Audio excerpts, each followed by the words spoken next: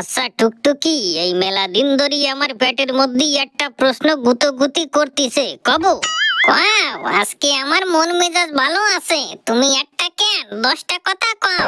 अच्छा বেশ ভালো কথা। তাও টুকটুকি, এখন তো আমাকে বিয়ে শাদী হয়ে গেছে, তা তুমি শাড়ি না পরে চুড়িদার পরো কেন? শাড়ি পরতে পারো না?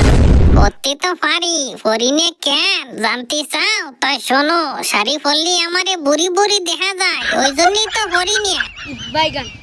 তাই নাকি? শাড়ি পরলে তোমারে বুড়ি বুড়ি দেখা যায়, তা চুড়িদার পরলে তোমারে কিরম দেখা যায় তা কি জানো?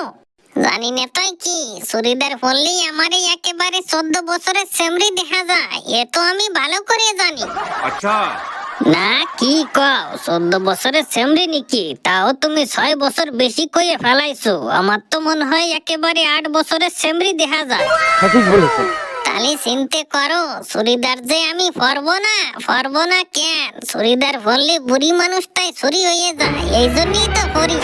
যাক ভালো কথা, এটা তো পরিষ্কার বোঝা গেল যে চুড়িদার পরলে বুড়ি মানুষ চুরি হয়ে যায়। তা চশমা পরিষ্কার, চশমা পরলে কি হয়? Good question.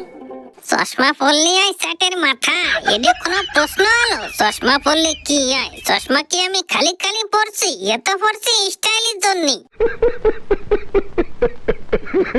যাক ভালো কথা, সবই তো বুঝলাম। এখন আমার একটা শেষ প্রশ্ন, তা টুকটুকি, তুই তো চুড়িদার পরে চুরি হলি, চশমা পরে স্টাইল দিলি, তা তোর এত সাজগোজ স্টাইল তুই কিসের জন্য দিচ্ছিস?